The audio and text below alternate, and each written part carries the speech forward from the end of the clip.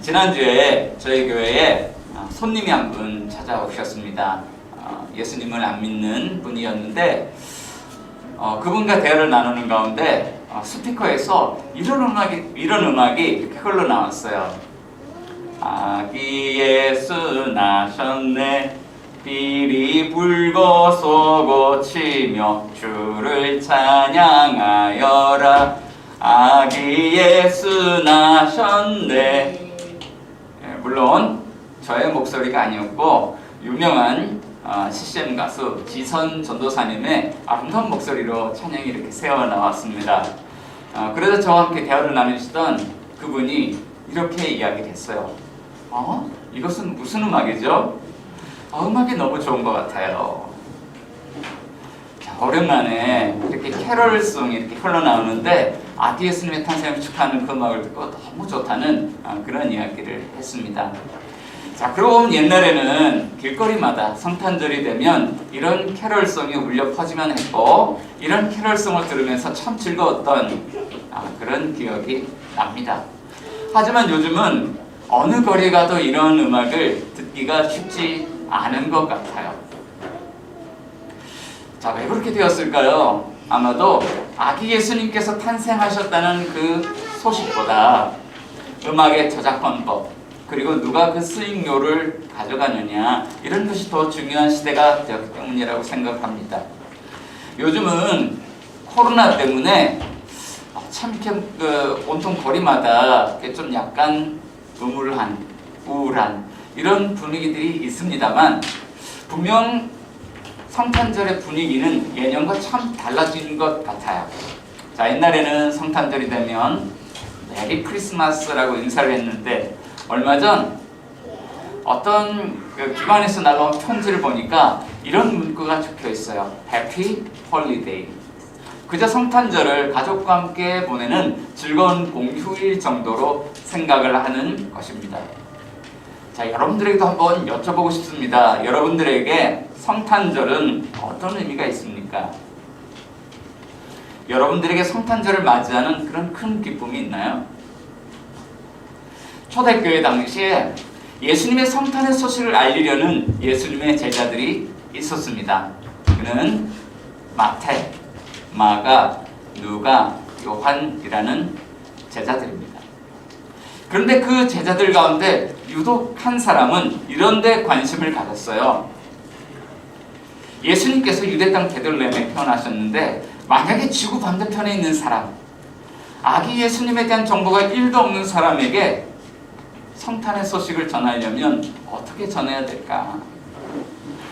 여러분, 예수님을 전혀 모르는 사람에게 아기 예수님께서 태어나셨습니다, 이 기쁜 소식을 전하려면 어떻게 전해야 될까요? 아기 예수님이 태어나셨습니다. 그럼 그 사람들이 알아들을까요? 자, 오늘 이 소식을 전하려고 하는 제자 이름은 요한이라는 제자예요. 그리고 그가 요한복음을 기록하여서 온 인류에게 이 소식을 전하기를 원했습니다.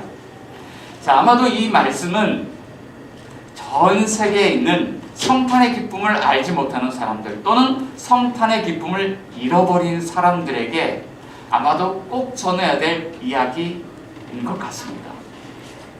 자, 만약에 하나님께서 요한복음의 말씀을 통하여서 성탄의 기쁨을 알지 못하는 사람들에게 이 기쁜 소식을 전하려 한다면 하나님은 어떤 이야기들을 우리에게 들려주실까요?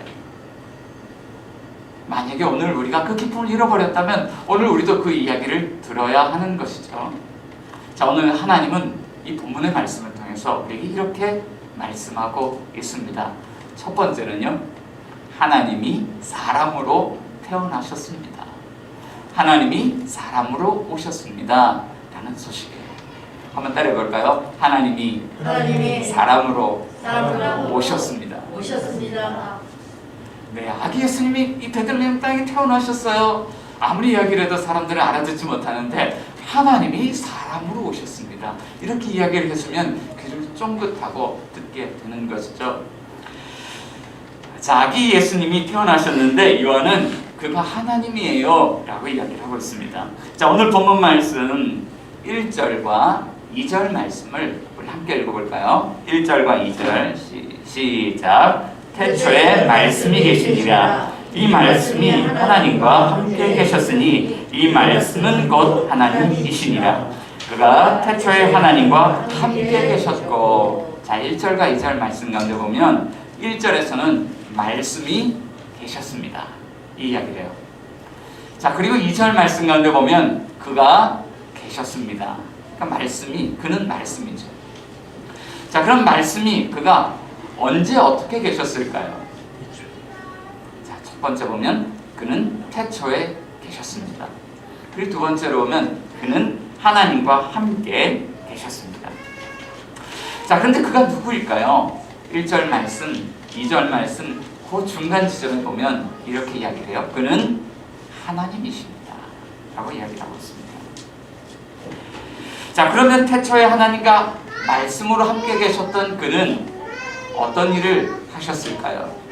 3절 말씀을 같이 한번 읽어보겠습니다. 시작. 만물이 그로 말미암아 지은 바 되었으니 지은 것이 하나도 그가 없이는 된 것이 없느니라. 아멘. 그는 무엇을 하셨습니까? 네, 온 우주 만물을 창조하셨습니다. 자, 그가 온 우주 만물을, 태초에 온 우주 만물을 창조하신 분이시다 라고 이야기를 하고 있죠. 자, 그리고 그는 또 무엇을 하셨을까요? 9절 가운데 보면, 자, 참빛 곧 세상에 와서, 그는 세상에 오셨어요. 세상에 어떻게 오셨을까요? 14절, 자, 읽어봅니다. 14절 시작. 말씀이 육신이 되어 우리 가운데 거하심에. 말씀이 육신이 되어 우리와 똑같은 사람의 몸을 입고 육신을 입고 이 땅에 태어나셨다. 자, 이렇게 알려주고 있는 것이죠. 그가 누구입니까? 아기 예수님. 자, 그런데 이게 참 엄청난 사건입니다. 얼마나 엄청난 사건일까요? 자, 이 세상에는 매우 특별한 질문을 던지는 사람들이 있습니다. 그것은 이 세상에 존재하는 것들이 언제 어디서 어떻게 시작되었을까? 존재의 근원을 묻는 질문이죠. 자, 먼저 이 세상에 있는 과학자들이 그런 질문을 합니다. 저도 예전에요, 목회를 하기 전에 과학자가 되려고 그 과학자의 길을 걸었던 그런 시간들이 있었습니다. 한동안 실험실에 있으면서 열심히 실험을 하면서 미생물에 관한 연구를 진행하였습니다. 자, 그런데 논문을 쓰려고 보니까 이 미생물에 대해서 설명을 해야 되잖아요. 저는 미생물이 없었는데 갑자기 어떤 특별한 미생물이 생겼습니다. 우세종 미생물이 생겼습니다. 자, 근데 이게 어디서 왔을까? 도서관에 가가지고 책들을 뒤져보고 논문을 뒤져보고 자료를 찾아보는데요, 어디에서 왔는지 설명이 없어요. 그런데 거기에 있는 정보를 찾았습니다. 공통된 정보. 똑같은 실험 조건이라면 그런 실험 조건에서는 이 미생물이 한국에서도 생기고 미국에서도 생기고 아프리카에서도 생깁니다. 그러니까 동일한 조건이라면 이런 미생물은 그냥 있습니다 라고 이야기를 하는 거예요. 그러니까 과학은 어떤 학문이냐면 존재의 기원을 알아내는 학문이 아니라 그냥 가설을 세워놓고 그 가설이 맞는지 아닌지 검증하는 학문인 거예요. 그러니까 과학은, 제가 깨달았어요. 과학은 존재의 근원을 밝히지 못하는구나. 그런데 이런 질문을 또 하는 사람들이 있습니다. 그들은 종교인들입니다. 자, 이 세상에는 많은 종교가 있는데요, 그 가운데 고등 종교에 속하는 종교들이 있습니다. 유교, 불교, 도교, 이슬람교, 힌두교, 이런 고등 종교들이 있습니다. 자, 그들도 만약에 신이 이 세상 우주 만물을 창조하셨다면 아마 그 신에게 도달할 수 있는 방법이 있을 것이다. 방법을 찾아요. 그들은 수련을 합니다. 아침 일찍 온몸을 샤워하고 예배당에 나아가서 기도하죠. 자, 산 꼭대기에 올라가서 기도합니다. 1000배, 2000배, 3000배 공을 들여서 기도합니다. 그리고 열흘, 40일, 100일, 365일 기도를 합니다. 자, 그런데 그는 신을 만났을까요? 또 어떤 사람들은 고행을 견딥니다. 온몸에 바늘을 꽂고 거기에 무거운 추를 달아서 자기 몸을 아주 괴롭게 해요. 그러면서 끝도 보이지 않는 계단을 계속해서 올라갑니다. 이 고통을 견디면 아마 우리를 만날 수 있을 거야. 만났을까요? 평생을 눕지 않고 앉아서 수련을 했던 어떤 한 유명한 스님은 인생의 마지막 순간에 이런 말을 남겼습니다. 나는 실패했습니다. 궁극적인 진리인 그 신을 만나지 못했다는 이야기입니다. 자, 그러니까 사람이 지식으로도 어떤 수련과 고행으로도 궁극적인 진리인 그 신을 발견할 수 없다는 이야기예요. 자, 그런데 이런 소식이 전해졌어요. 이 세상 가운데 한 줄기 빛과 같은 소식입니다. 인간의 노력으로는 그 누구도 신에게 도달하지 못했는데 태초에 온 우주 만물을 창조하신 하나님이 우리에게 오셨습니다라는 소식이었어요. 그런데 더욱 놀라운 소식이 한 가지가 더 있었죠. 4절 같이 한번 읽어볼까요? 4절 시작. 그 안에 생명이 있었으니 이 생명은 사람들의 빛이다. 그 안에 무엇이 있습니까? 생명이 있었다. 여러분, 생명이 없는 것만큼 불행한 일이 이 세상에 또 있을까요?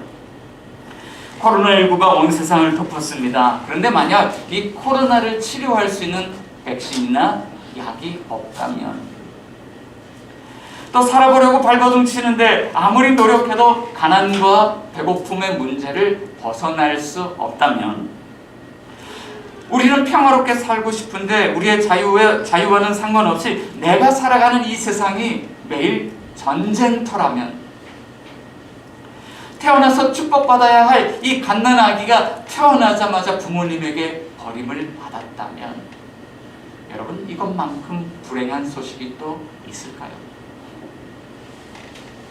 우리는 모두가 살기 위해서 발버둥칩니다. 그리고 성경은 우리에게 죽는 것은 우리 모두에게 한번 정해져 있다고 이야기를 하고 있습니다. 자, 그러면 만일 우리가 죽기 위해서 살아가야 한다면, 자, 우리 인생은 불행 그 자체 아닐까요? 자, 그렇지만 요한복음은 우리에게 이런 소식을 전해줍니다.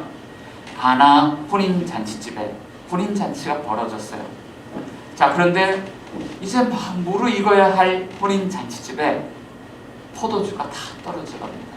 만약에 포도주가 떨어진다면 이제 그 잔치집 주최 측은 온 동네 사람들에게 망신을 당하게 되죠. 망신당하기 일보 직전이에요. 이때 이 잔치집에 왔던 예수님의 어머니 마리아가 이 상황을 알고 예수님에게 이야기합니다. 예수님은 아직 공생의 사역을 시작하지 않았을 때입니다. 그때 얘야, 이 문제를 좀 해결해 주면 안 되겠니? 예수님이 망설이고 있는데 그 옆에 있는 하인들에게 이렇게 이야기를 하는 거예요. 예수님의 말씀을 들으라는 거예요. 자, 이때 예수님께서 그들에게 말씀하십니다. 항아리에 물을 가득 채워라. 자, 그들이 이 말씀을 듣고 항아리에 물을 가득 채웠을 때 어떤 일이 일어났을까요? 예수님이 말씀하시길 물이 변하여 포도주 됐네. 예수님이 말씀하시길 물이 변하여 포도주 됐네.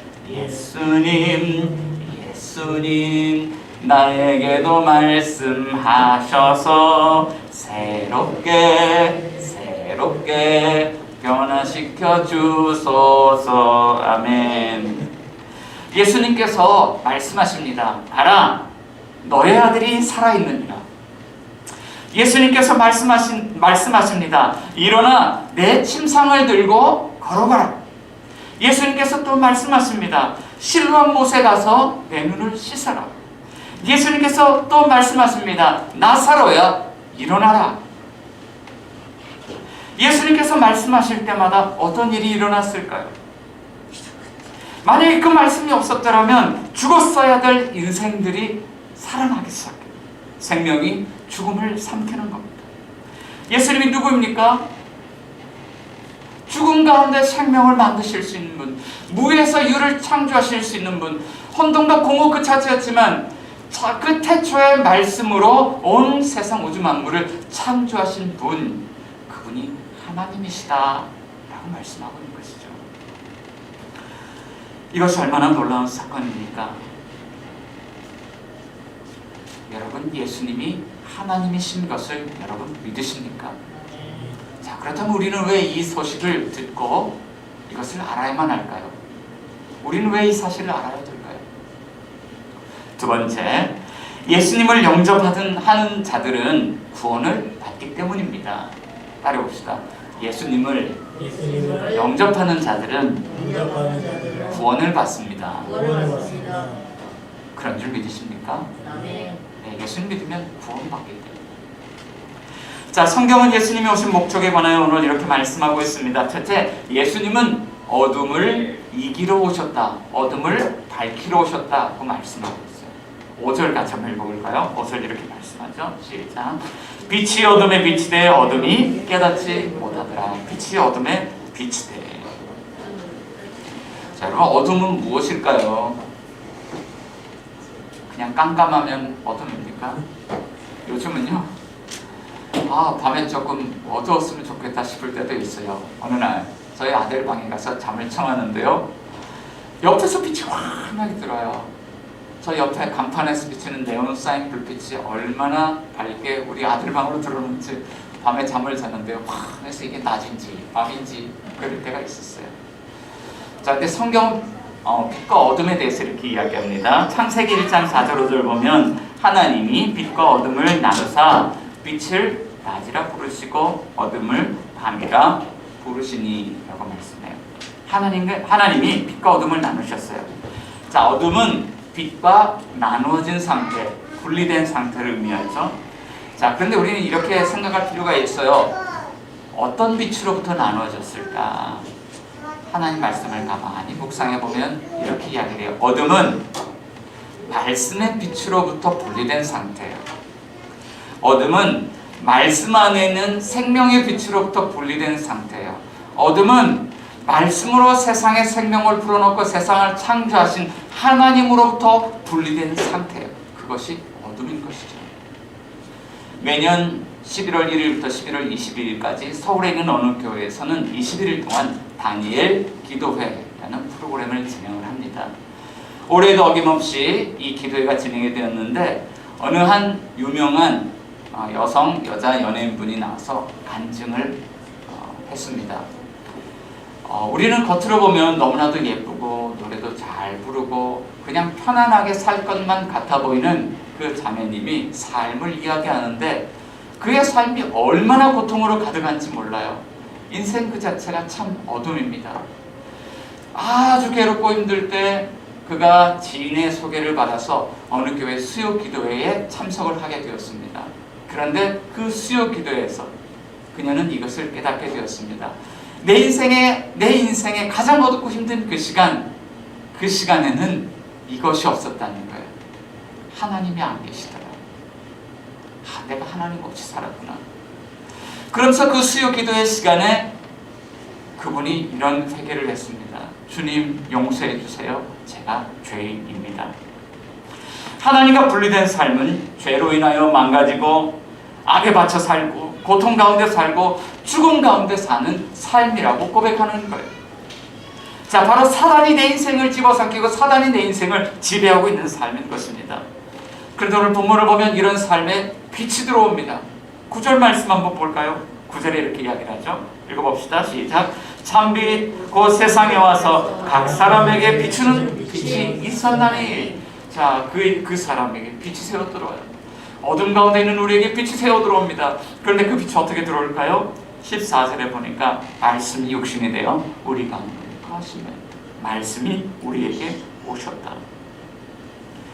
말씀 안에 있는 생명이, 말씀 안에 있는 참빛이 우리에게 오셨다. 그가 누구일까요?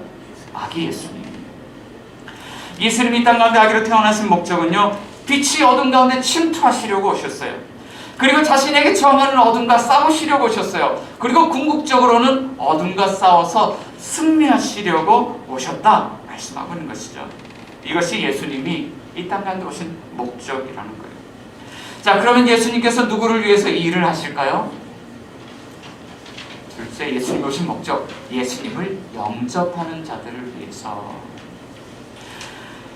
자, 본문 12절 말씀인데요, 많은 사람들이 이 말씀을 암송합니다. 한번 읽어보기도 하고 암송해 보겠습니다. 시작. 영접하는 자 곧 그 이름을 믿는 자들에게는 하나님의 자녀가 되는 권세를 주셨으니. 자, 어떤 사람은 예수님을 영접하는 사람들일까요? 예수님의 이름을 믿는 사람들. 제가 달력을 맞추려고 기독교 서점에 갔어요. 가니까 여러 가지 달력이 있는데 달력의 제목 가운데요, 하나님의 이름이라는 달력이 있었습니다. 한 장을 넘겼어요. 여호와 이레. 또 한 장을 넘겼어요. 여호와 라파. 또 한 장을 넘겼어요. 여호와 샬롬. 야, 그런데 이런 생각이 들더라고요. 매달 이렇게 한 장씩 넘기면서 하나님의 이름을 이렇게 묵상하다 보면, 야, 정말 내 삶에 힘이 되겠다. 예비하시는 하나님, 나를 치료하시는 하나님, 나에게 참된 평화를 주시는 하나님. 자, 그러니까 이 이름은요, 그냥 단순한 이름이 아니더라고요. 이 이름을 알고 믿을 때마다 하나님과 인격적인 교제가 일어나는 것이죠. 하나님을 만났지만 하나님의 이름을 알지 못했던 모세가 하나님께 질문했습니다. 당신의 이름을 알려주세요. 당신의 이름은 무엇인가요? 이때 하나님이 자신의 이름을 알려주시는데 야훼라는 이름을 알려주셨죠. 나는 스스로 있는 자입니다. I am who I am 이라는 이름을 알려주셨어요. 자, 그런데 아기 예수님이 자라서 공생의 사역을 시작할 때 제자들에게 예수님도 자기의 이름을 이렇게 알려주셨어요. 헬라어로 에고에미라고 하는데요, I am who I am 이라는 뜻이에요. 그리고 요한복음에 예수님의 7가지 이름이 있습니다. 나는 생명의 떡이다. 나는 세상의 빛이다. 나는 양의 문이다. 나는 선한 목자다. 나는 부활이요 생명이다. 나는 길이요 진리요 생명이다. 나는 참 포도나무다.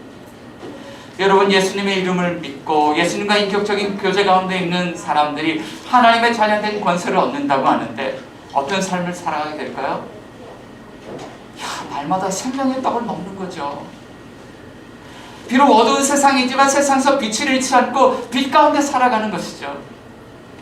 양이 울타리 밖에서 사는 것이 아니라 나를 안전하게 보여주는 울타리 안에서 살아가는 것이죠. 때로는 목자와 동행하는데 이 목자가 얼마나 싸운 목자인지 이리가 나를 집어삼키려고 덤빌 때 그때 목숨 걸고 나를 위해서 싸워주시는 선한 목자가 계시더라. 우리는 생명을 잃을 것을 걱정하지 않습니다. 코로나가 우리를 얼마나 두렵게 합니까? 그런데 우리는 부활의 생명, 영원한 생명을 마음속에 간직한 채 그분 안에서 살아가는 거예요. 우리는 길을 잃지 않습니다. 우리는 날마다 궁극적인 진리를 대합니다. 우리는 날마다 생명을 공급받습니다. 심지어는 우리가 그분과 연합되어져 있는데 마치 포도나무 가지가 그 원가지에 잘 붙어 있어서 진액을 공급받고 열매를 맺는 것처럼 우리는 생명을 공급받고 열매 맺는 인생 살아간다. 이것이 하나님의 자녀인 삶인 거예요.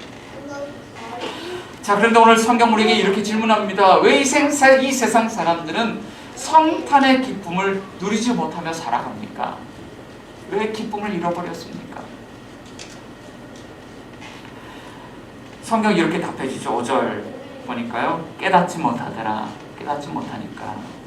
또 10절, 세상이 그를 알지 못하더라. 그를 알지 못하니까. 예수님이 누구인지 알지 못하기 때문에 사람들은 성탄의 기쁨을 제대로 누리지 못하며 살아가더라고 말씀하고 있는 거예요.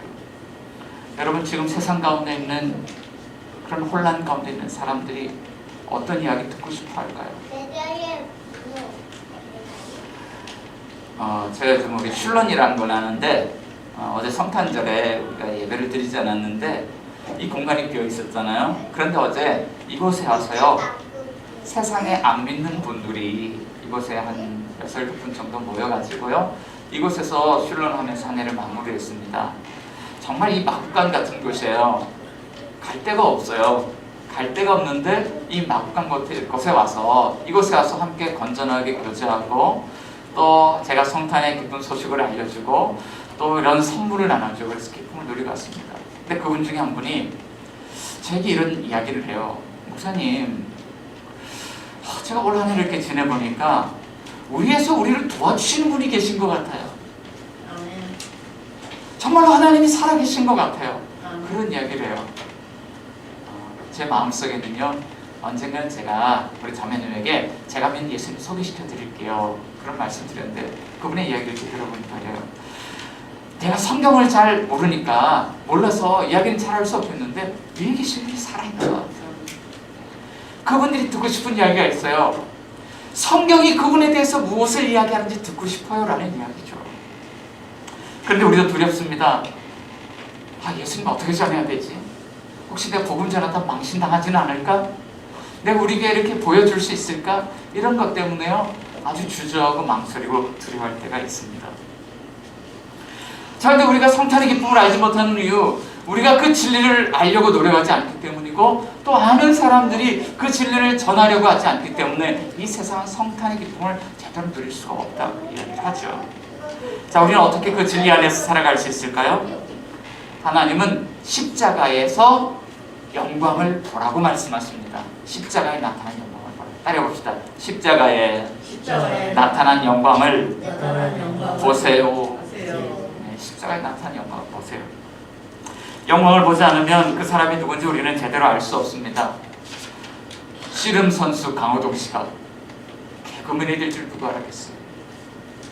축구 선수 안정환 씨가 예능 프로에 아주 뛰어난 MC가 될 줄 누가 알았겠어요.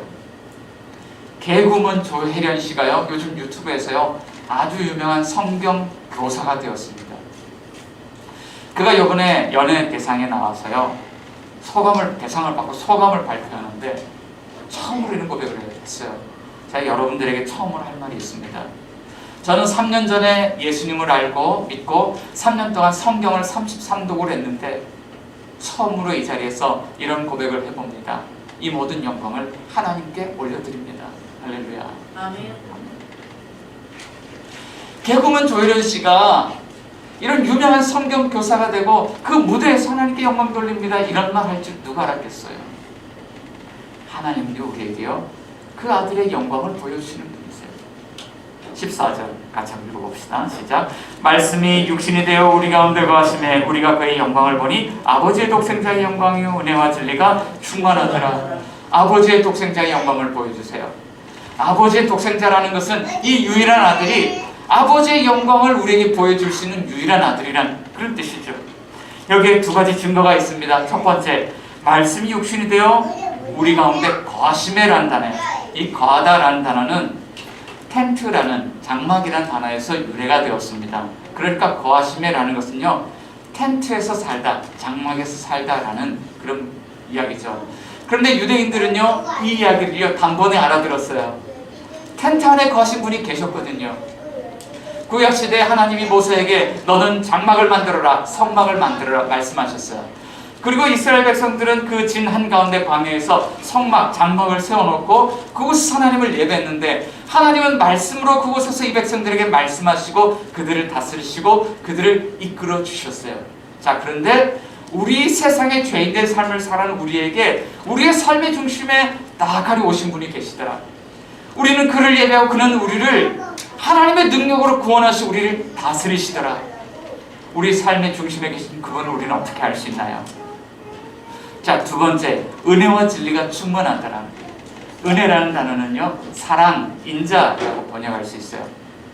또 진리라는 단어는 진실 또는 거룩이라는 단어로 번역을 할 수 있어요. 근데 구약 성경 보니까요 똑같은 이름을 가지신 분이 있어요. 출애굽기 34장 6절 가운데 보니까 여호와께서 그의 앞으로 지나시며 선포하시되 여호와라 여호와라 자비롭고 은혜롭고 노하기를 더디하고 인자와 진실이 많은 하나님이라. 은혜와 진리가 충만하신 분, 그분의 또 다른 이름은 인자와 진실이 많은 하나님, 사랑과 거룩이 충만하신 하나님, 예수님이 그것을 보여주신다는 거예요. 어디에서요? 사도 바울은 이렇게 이야기를 했어요. 로마서 5장 8절에 우리가 아직 죄인 되었을 때에 그리스도께서 우리를 위하여 죽으심으로 하나님께서 우리에 대한 자기의 사랑을 확증하셨느니라. 여러분, 하나님이 우리를 사랑하신대요. 그래서 우리를 살리려고 하세요. 그런데 죄인된 우리는 그 앞에서 심판을 받아야만 돼요. 하나님이 거룩하신 분이기 때문에. 그런데 우리를 죽여야 되는데 어떻게 동시에 우리를 살릴 수 있습니까? 죽는 사람을 어떻게 살릴 수 있습니까? 여러분, 이것이 말이 됩니까? 그런데 이런 일이 일어나는 자리가 있어요. 바로 십자가에서 예수님께서 우리 가운데 오셔서 우리를 대신해서 죽으시고 그의 생명을 우리에게 선물로 주심으로써 하나님의 사랑과 거룩의 영광이, 하나님이 우리 가운데 임재하시는 그 영광이 십자가의 그리스도를 통해서 드러나더라. 여러분, 그 영광 보셨습니까? 여러분, 그 영광을 믿으십니까? 자, 만일 이 영광을 보다 우리는 어떻게 살아가야 될까요? 당연히 우리는 아는 대로 믿고 그 믿음 안에서 하나님의 자녀로 삶을 살아가야 하는 것이죠. 사랑하는 유스티브의 성도 여러분, 혹시 여전히 여러분의 삶은 어둠 가운데 있지는 않습니까? 혹시 성탄의 기쁨을 잃어버리고 죽음 가운데서 떨며 두려워하며 살아가고 있지는 않습니까? 예수님께로 나오십시오. 생명으로 나오십시오. 빛으로 나오십시오.